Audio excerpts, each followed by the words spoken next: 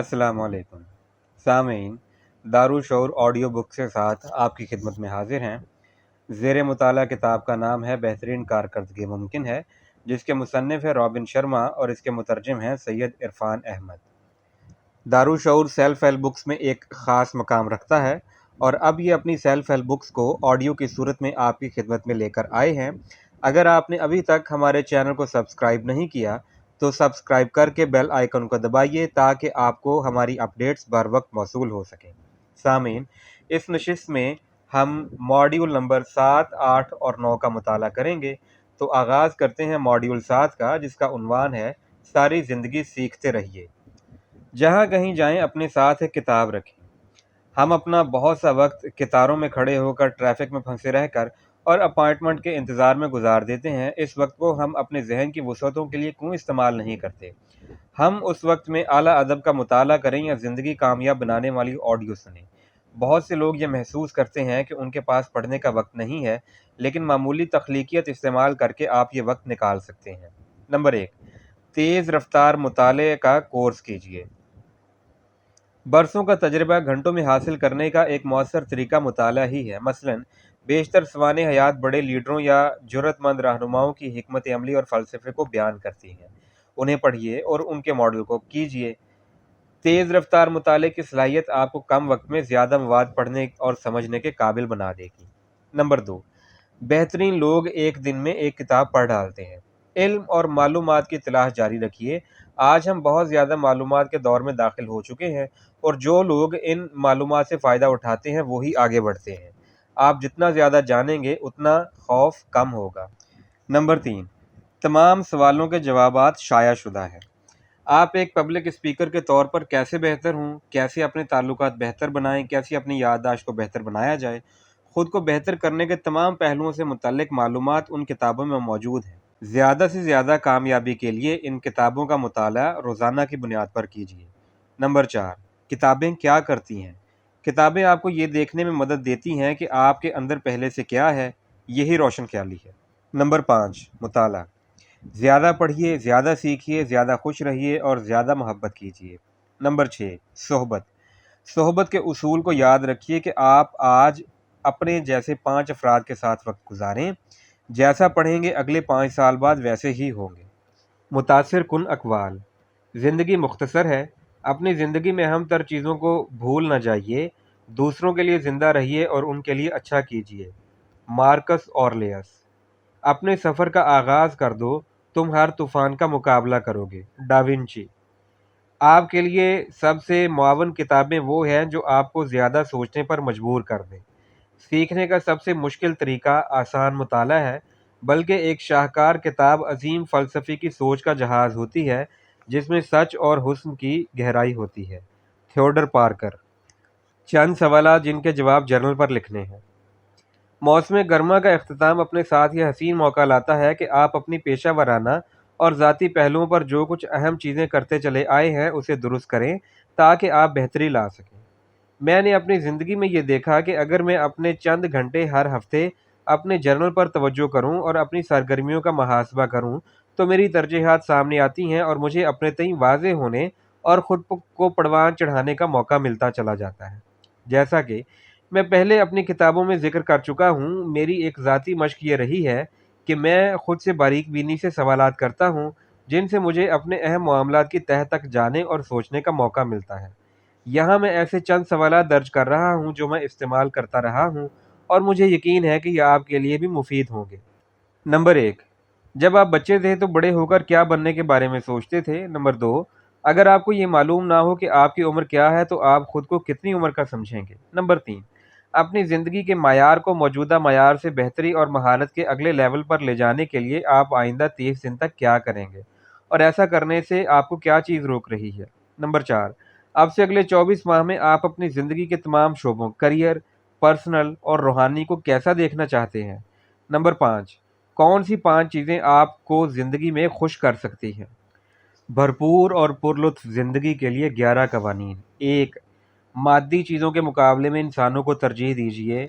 2, आप जो कुछ पसंद करते हैं उसे करना कभी ना छोड़िए। 3, अपने आप से हमेशा सच्चे रहिए। 4, یاد رکھیے ہم دنیا کو ویسا نہیں دیکھتے جیسی کہ وہ ہے، بلکہ جیسے ہم ہیں ہمیں دنیا ویسی دکھائی دیتی ہے۔ 5 اپنے زخموں کو ذہانت میں تبدیل کیجیے اور اپنی ناکامیوں سے ملنے والے تحفوں پر توجہ دیجیے۔ 6 آپ اپنے حلقے میں جس کو سب سے زیادہ مہربان اور ہمدرد فرد جانتے ہیں ویسے ہو جائیے۔ 7 ہفتے میں کم از کم ایک مرتبہ کوئی ایسا کام کیجیے جس کے کرنے سے آپ کی ہتھیلیوں میں پسینہ آ جائے۔ 8 روزانہ کم از کم 30 منٹ پرانی دانش سے بھرپور تحریروں کا مطالعہ کیجیے۔ 9 اپنی تجدید نو کرنے کے لیے ہفتے میں کم از کم 1 گھنٹہ خاموشی سے فطرت کے ساتھ گزاریے۔ 10 اپنی بہترین جسمانی حالت برقرار رکھنے کے لیے اہتمام اور سنجیدگی سے ورزش کیجیے۔ 11 خود کو ایسا بنائیے کہ آپ کی شناخت بن جائے اور آپ کی میراث میں آپ کا کام ہو۔ ماڈیول نمبر 8 تقدیر اور لیڈرشپ۔ جیسا کہ میں نے اپنی کتاب the saint, the surfer and the CEO میں لکھا ہے، اس سیارے پر اضافی انسانی نفری نہیں ہے۔ اس کا مطلب یہ ہے کہ اس دنیا میں موجود ہر انسان کا ایک سبب اور خاص مقصد ہے۔ معروف ماہر نفسیات ابراہم ماسلو کی طرح میں بھی یقین رکھتا ہوں کہ ہر انسان کو خاص اوصاف کے ساتھ بنایا گیا ہے اور اس کے اندر جو مقصد پنہا ہے وہ اسے صدا دیتا رہتا ہے۔ بعض کے لیے یہ مقصد ایک ملک یا کمپنی چلانا ہے تو دوسروں کے لیے لیڈروں کی فیملی پروان چڑھانا یا اپنے آرٹ، شاعری یا خدمات سے لیڈرشپ دکھانا۔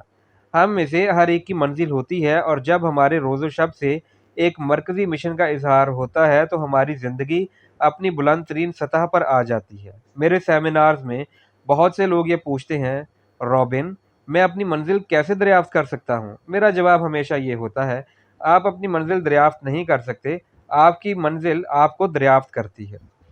آپ کو یہ کرنا ہے کہ آپ اپنے آپ کو جاننے اور گہری سطح پر جاننے کے لیے درکار اپنے اندر کام کریں۔ جرنل لکھیے، مراقبہ کیجیے اور صبر کا مظاہرہ کیجیے تاکہ آپ جیسی زندگی چاہتے ہیں اس کے لیے اپنی اصل اقدار اور قوی ترین یقین جان سکیں۔ آپ جتنی گہرائی میں جائیں گے اتنا ہی زیادہ جانتے چلے جائیں گے اور جتنا زیادہ جانتے چلے جائیں گے اتنا ہی آسانی سے آپ اپنی منزل کے نقوش پا سکیں گے۔ جب آپ کو یہ مل جائیں گے تو انسان کی حیثیت سے آپ کا بہترین کھیل شروع ہو جائے گا۔ متاثر کن اقوال۔ ذہن نے پوچھا، علم سے اہم تر کیا ہے؟ روح نے جواب دیا، دل سے اس کا خیال رکھنا اور دیکھنا۔ فلیویا۔ اگر ہم زندگی کے عجب اور حسن کی حیرانیوں کا تجربہ نہ کر سکیں تو ہم انسان نہیں ہیں۔ شارلین اسپرینٹک۔ بزنس یا کاروبار پیسہ بنانے اور اپنی خدمات و مصنوعات پیش کرنے کا نام نہیں ہے۔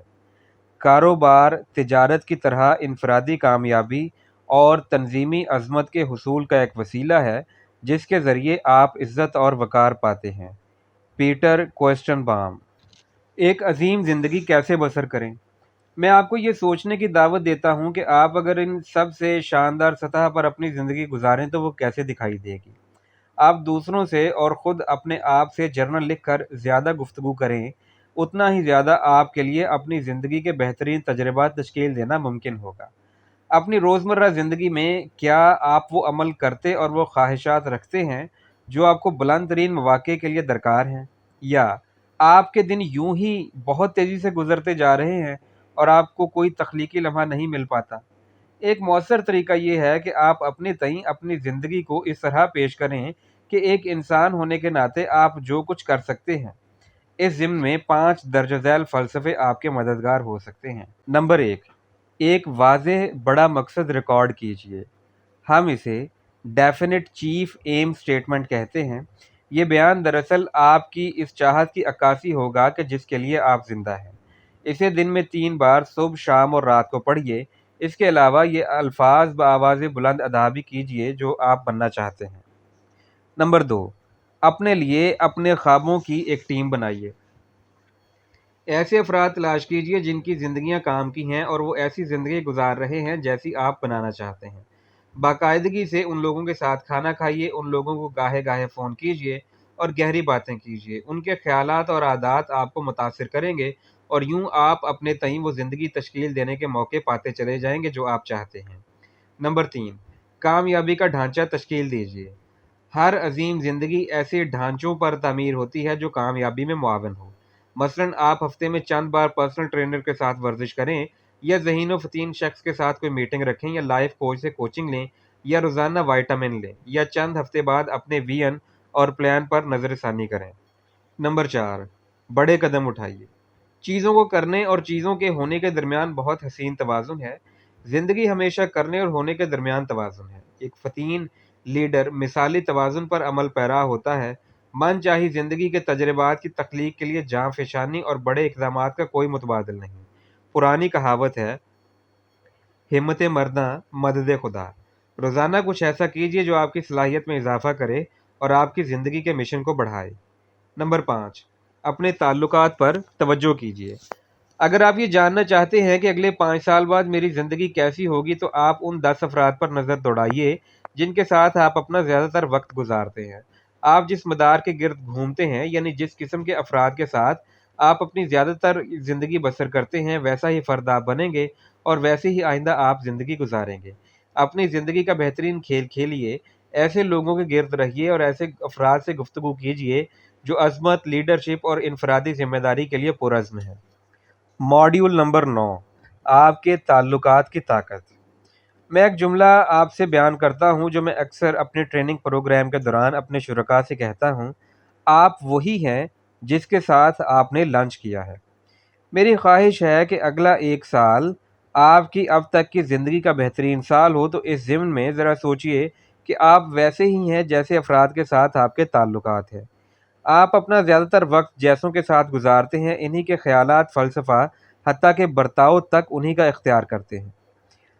اکثر یہ عمل لاشعوری سطح پر ہوتا ہے اور ہمیں پتہ ہی نہیں چلتا کہ ہم اپنے ارد گرد لوگوں سے متاثر ہو چکے ہیں۔ یقین کیجئے، تعلقات میں غضب کی قوت ہوتی ہے۔